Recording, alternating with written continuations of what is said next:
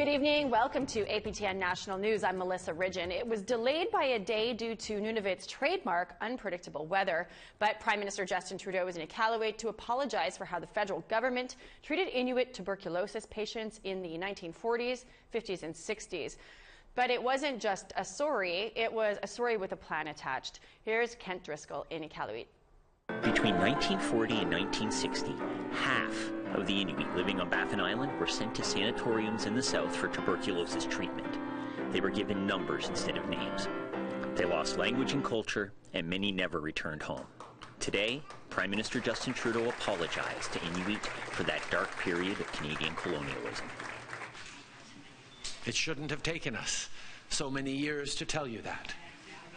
We are sorry that you have carried this burden for too long. We are sorry that because we waited, there are many loved ones who will never hear this apology.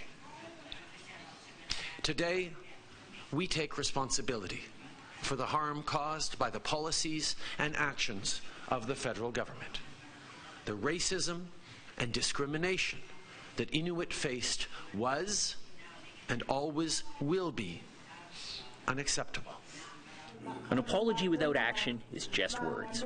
The federal government and the Inuit organizations have a plan to help Inuit locate the graves of family lost during the TB epidemic. In Inuk, Nunavut means let's find them. And that's what this project is about finding and honoring Inuit who went missing during the TB epidemic and bringing healing and closure to everyone who was left behind. Recipient Davidi and Inuk lit the kulik today. She also had one of the most inspirational moments of the apology. She began singing an Inuktitut hymn, and the crowd joined in.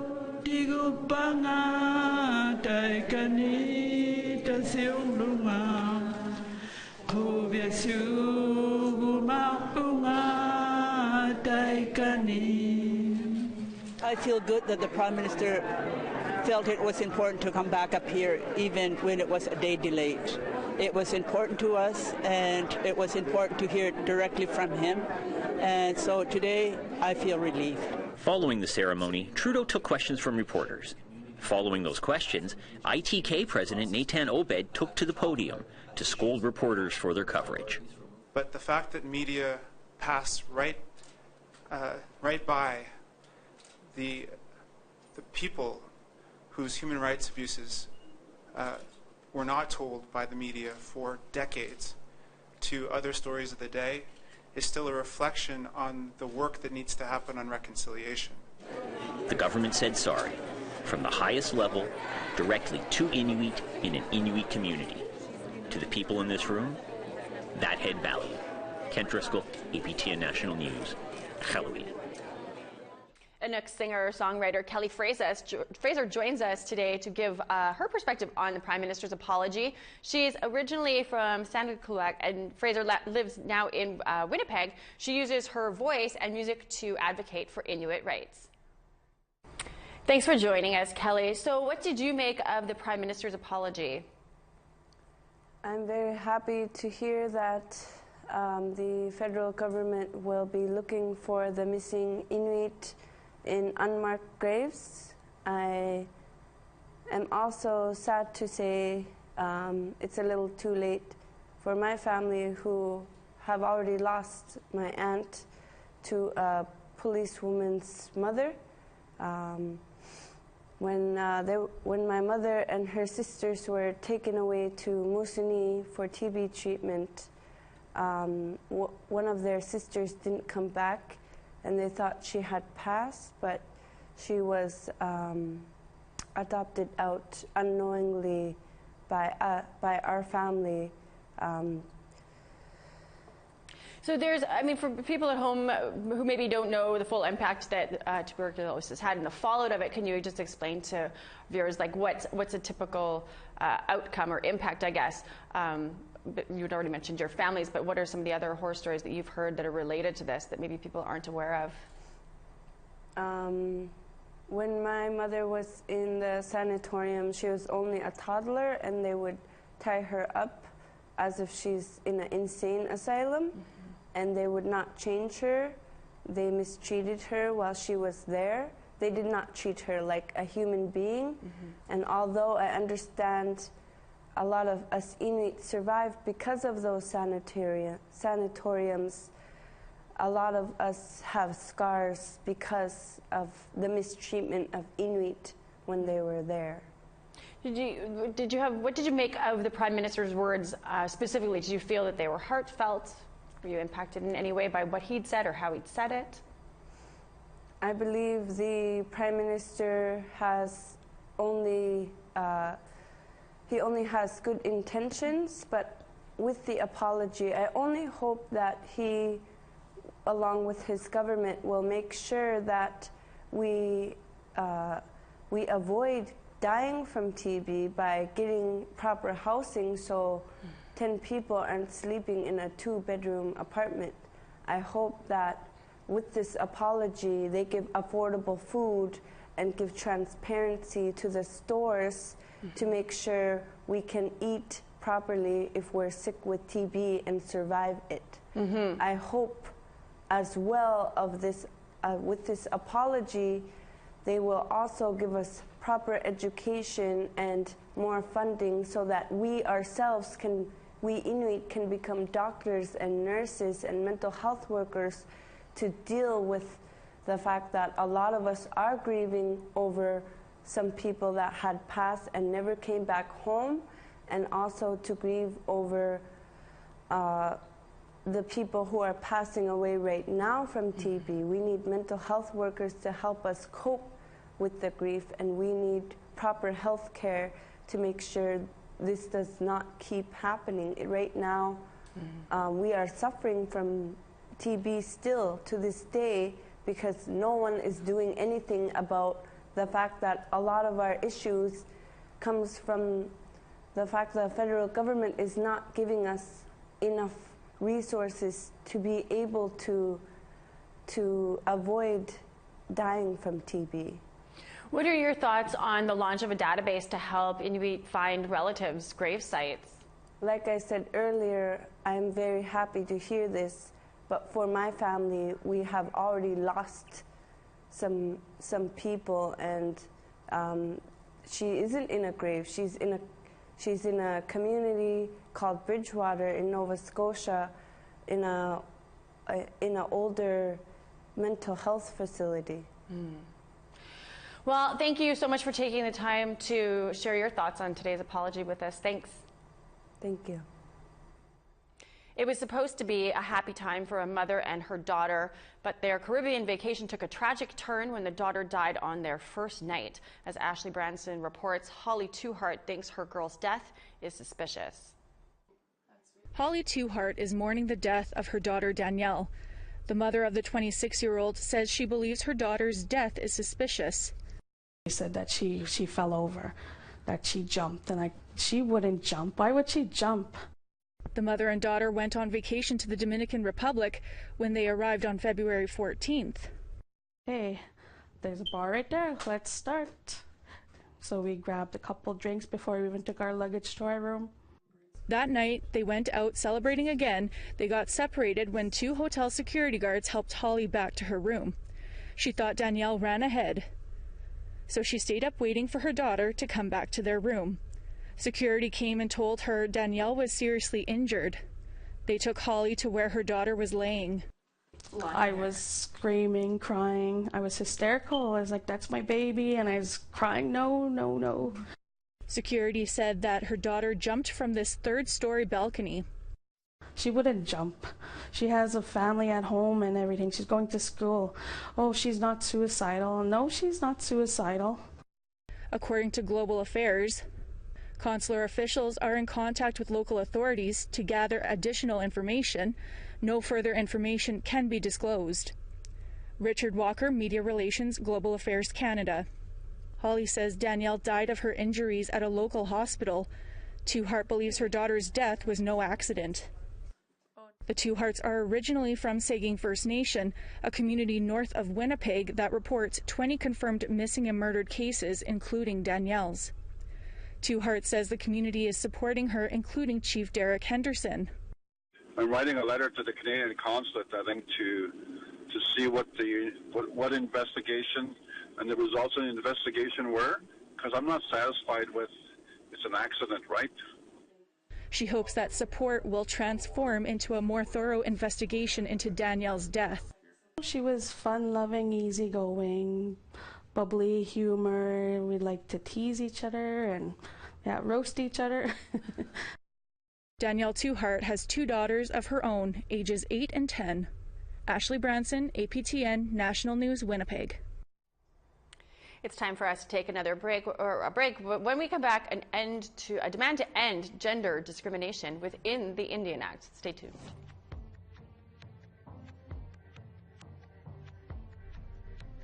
On the East Coast, we've got -2 and snow in Fredericton, -1 and snow in St. John's. Happy Valley, Goose Bay and Cartwright are snowing in -8, -17 in Sunshine and Kuujjuaq. Lots of sun in Quebec. We've got -9 in Chibougamau, -5 for Quebec City and Montreal. 0 for Ottawa, Peterborough, Toronto. Sunny skies there. -3 in snow in Big Trout Lake, -1 in Timmins. -11 in Puckatawagan and snow, -4s for God's Lake and Norway House. -4s as well for Gimli and Winnipeg and snow, -7 in Dauphin. Sunshine, -6 in Swift Current and North Battleford, -7 in snow in Yorkton. -9 for Buffalo Narrows, -6 in La Ronge, -12 in Stony Rapids. Welcome back. The Quebec Native Women's Association recently launched a petition to end gender-based discrimination in the Indian Act. It's a fight the organization has been at for over 45 years. Sophie Claude Miller has more. It's under the colonialist framework of Indigenous affairs. Mary Hannaberg, the Vice President of Quebec Native Women, believes that by keeping pressure on the Canadian government, the quality of life of many can be improved. Indian Affairs, Indigenous Affairs has 180 days as of January 17th to ratify the Indian Act and eliminate the discriminatory clauses. And that's why it's really important. Because it is very discriminatory. It's a very colonialist framework, and it affects us in our daily lives, our children, our grandchildren, our futures. In 1973, the Supreme Court of Canada upheld the marrying out rule of the Indian Act. Under the marrying out rule, if a woman with Indian status married a non-Indigenous man, her status was lost. Quebec Native Women was created a year after that Supreme Court ruling, with the mission to defend the interests of Indigenous women, their families, and communities throughout the province. The Indian Act defines who is a First Nations woman here in Canada. And there has been a long-going historical struggle with women to try and eliminate the discrimination in the Indian Act. The online petition wants to see the federal government fully implement the United Nations Declarations of Rights of Indigenous People and calls on Canada to immediately end all forms of discrimination in the Indian Act. We would like to use this day to express the needs and the concerns that we have, to let the other women across Canada in every nation and in of every race know that the gender inequality exists for Indigenous women here in Canada. And this is the reason why we want to make sure that we are visible on International Women's Day. A link to the petition can be found on the Quebec Native Women's website. Over 1,500 signatures have been gathered so far. The petition closes on June 8. Sophie Claude Miller, APTN National News, Montreal. Today is International Women's Day, and in Vancouver, APTN's Tina House sat down with a few of those dynamic women who are making a difference in their communities. I'm going to brush you down, my dear. You just stay where you are, and I'll go behind you and brush the rest of you. Cover your whole body down, taking off any negative energy off of you. That's good. Oh, here at the Sow Center on Vancouver's downtown east side, Roberta Price is conducting a cedar ceremony, something she does here on a weekly basis. For her, it's a chance to help others and to remind them that culture and traditional healing is an essential part of overcoming trauma. What I'd like to see happen for our women one day is that we're held to the highest in our respect and regard and our status, that we bring back the tradition as it once was. The center was established to provide a safe place for family members and friends that are affected by the murdered and missing women crisis to gather and heal. So beautiful here, the way that they've created the space, such a welcoming atmosphere, beautiful, our Indigenous work on the walls and their warmth. Murdered and missing women and girls advocate Lorelei Williams says that women have come a long way, but we have a lot farther to go. Our people have been through so much, especially our women. I mean, our women didn't even get to vote until 1960. And, you know, you have the thing in the Indian Act, the discrimination against our women and girls, and that's finally being removed. We call upon you, Creator, to bring your many, many blessings down upon our circle here today. We ask, Creator, that you bless our minds, our hearts, our bodies, our spirits. Tina House, APTN National News, Vancouver. Every March 8th, of course, is International Women's Day. Depending on which country you live in, it can be a holiday, a day of protest, or one that simply celebrates womanhood. But what about for Indigenous women? To help answer that, we are joined by Francine Joe. She's president of the Native Women's Association of Canada. First off, happy International Women's Day to you. My first question for you is what Indigenous women should consider on a day like International Day of Recognition? I think for International Women's Day 2019, we need to look back where we come from, and we need to honor the women before us, you know, our ancestors, our aunts, our mothers, our sisters, and I think we need to honor the work they've done, and then we need to also think of what are we going to do in the future. What are the biggest obstacles that you see Indigenous women still facing in this country? Oh, yes. Unfortunately, we don't have that much time, but just pick a couple. We don't have that much time, that's right. You know, we need to make sure that Indigenous women are at those tables, be it at the band council tables, be it at our community tables. When they're talking about issues that affect our families, our communities, us, we need to be part of the discussion, and we need to be included at all levels. Well, I mean, speaking of being at tables, we have Jody Wilson-Raybould, the first Indigenous Attorney General of Canada. We've watched how that's shaken down in the last month with the SNC-Lavalin scandal. You know, I'd like to hear your thoughts on that as you reflect on it on International Women's Day and the treatment of Jody. I have such high regard for Jody Wilson-Raybould, and I think one of the things that I'm pleased that's come out of this is that there's a conversation within the community, not just the men and women, but our youth that are wanting to do something themselves. They want to be the future Jody Wilson-Raybould. So I think that's quite exciting. Now we just need to start giving them the resources so that they can step it up, and I think they're going to be making the change for this country of ours. So given this scandal, I don't want to harp on this too much, but this will be my last question about it, but you know, how confident are you that the federal government can achieve reconciliation with Indigenous women when we're, you know, here we are March 2019 and we're seeing what's gone on with Wilson-Raybould? They've acknowledged that, you know, there's work that needs to be done. We've been fortunate to sign a political accord with this government last month. Now we need to make sure that this government is held accountable in all different areas, be it in the funding, be it in the legislation, be it in the policies. The first people that need to be included in co-development of programs and services are Indigenous people, for Indigenous people. So what are some of the victories that you see that we should be celebrating this year as we look back? I'm seeing that there are more Indigenous women being involved in the political realm. I've seen a number of Indigenous businesswomen. We've had over in British Columbia an Indigenous woman opening up her own airplane company. I think that's fantastic. We see young people, we see the Kelly Frasers of the world, you know, still doing international presentations on missing and murdered Indigenous women. And we're seeing even more and more of our youth going to school and pursuing master's degrees in business and psychology and social work and in politics. So I think we need to celebrate the work that we have done so far and set the goals even higher for our future. Well, I think next year we should meet back here same day next year and see, hopefully we've got some more big achievements that we could sit and chat about on the next International Women's Day. Thanks so much for joining me. I think that's a good idea. Thank you. And it's a very happy International Women's Day for us here. APTN is the proud recipient of the Women in Technology and Communications Leadership Award. The award recognizes the commitment APTN has to creating a diverse workspace. APTN will formally accept the award May 1st at the National Arts Centre in Ottawa. Jean LaRose is APTN's CEO.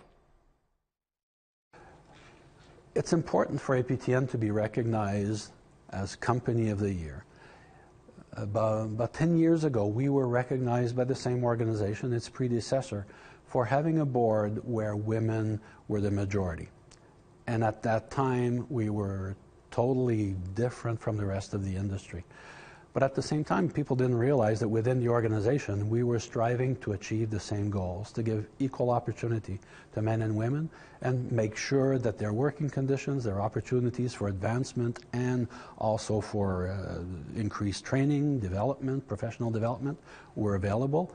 And we've been doing that for years. So within the organization, it's just part of the culture. It's not difficult. It's not something that requires a whole arsenal of special measures. It just requires the will to do it. In the industry, they'll call it the tone at the top. And from the top, we've always meant to provide opportunities for any Indigenous person, man or woman, and it's worked out this way. It's time for another break, but we've got more news to come. And here's the rest of tomorrow's weather.